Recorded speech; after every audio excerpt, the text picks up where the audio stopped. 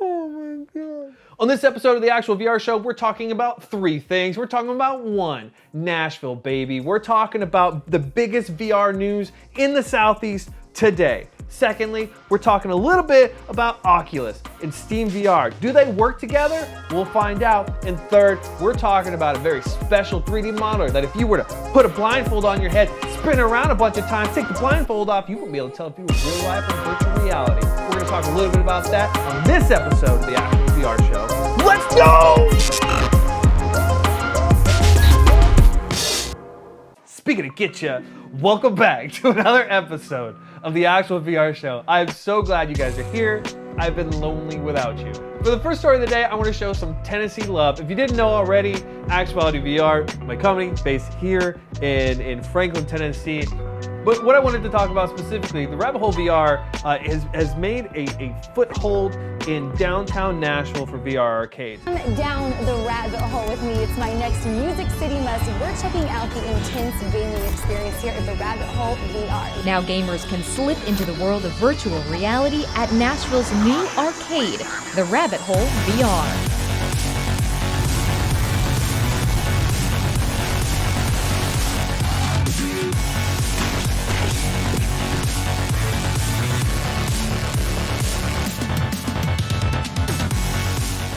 The concept of VR arcades is not a new one, and they know that. And I think when you look at the past of any type of, when you look at business models that have had, look at LAN parties. If you nerd out with me here, take it back circa 2004, when you could go into a building and there would be multiple computers all hooked up together and you could play games with your friends. Think of it like an internet cafe. But what happens is as the cost of hardware goes down, people can start affording computers in their house. They have internet in their house. And that's one of the things that I was worried about with VR arcades, and I think that's a fate that a lot of VR arcades will fall into as we have equipment like the Quest come out that's at a $400 price point. It's the same price as a console.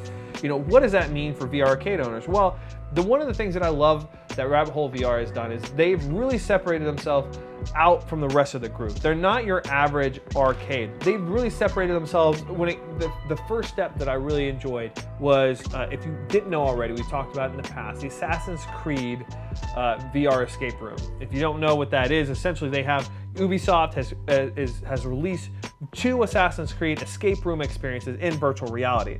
And Rabbit Hole VR was very early on. They saw the potential, the income potential there, and they adopted it, and it's been a huge success, and they're one of the few in the Southeast that have it. They're opening up a new location in my town, just a few minutes away, and it is going to be the largest VR arcade in the Southeast. So I really just wanted to take some time out to show some Tennessee love to Mitchell and Jennifer. Congratulations, you guys. I cannot wait to see what you guys are doing with it, and I wish you guys the best success. And if you have the opportunity to go to downtown Nashville, you're visiting on vacation, or you live here in the town already, or if you live here in Tennessee already, go check them out, the Rabbit Hole VR in downtown Franklin. For the second story of the day, we're talking about the Oculus Rift S. Specifically, we're talking about that now Steam VR supports the Rift S. I feel like this is something that shouldn't be news, but the Rift S has had a little bit of issues with hardware since it came out, since it was released, but now we know Steam VR fully now supports the Rift S headset. It identifies it with the correct number of sensors, the correct handles. They'll actually show the right controllers when you're in VR. So Steam VR now supports the Rift S entirely. Just a quick update on that. And on that note, we also found out that the Oculus Quest, staying on the Oculus train here, the Oculus Quest no longer supports the desktop streaming from Steam VR on your PC. I guess this is just, they want those experiences to be experienced in the correct headset. So by having a Rift S, you're able to get that Steam VR desktop experience without having any compromise in the hardware for the Quest and get a less than ideal experience. And for our last story of the day, I just want to highlight another creator. In looking for these stories, I also happen to look at what's going on in the community and things that apply to me and with my company. One of the things I'm really interested in are doing high quality 3D environments. This can be accomplished with photogrammetry, or it can be accomplished with an experienced and really talented 3D designer or 3D modeler. And that's what I want to highlight today. I can't pronounce his name. It's right here. He's from Italy. And the reason why I was really attracted to this video in particular is just, if you look at it, it is a beautiful looking model of a home. The lighting in it is just the way the light reflects off of certain surfaces. There are moments when you're trying to figure out, is this a video or is this a 3D model? And it's that level of quality that if you can incorporate that and you immerse somebody further into an experience, and when you look at it in a training aspect, how important is it to be completely immersed in the environment that you're training in? So I want to know from you, when you go and look at a VR experience, are you more impressed? Are you looking more for an ultra real experience? Are you the type of person that's just like hardcore, give me the graphics, storyline but give me a good mechanical game that looks great and I'm good to go? Or do you want to see a little bit more than that? Is the story more important than the aesthetic?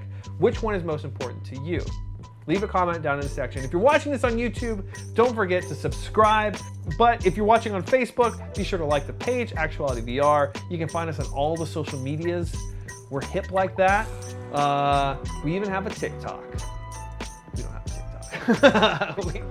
we don't have a TikTok. Not yet. Not yet. I will see you later. I'll see you later. See you later. Catch you next time. Hasta la vista. Sayonara. We can use one of those, right?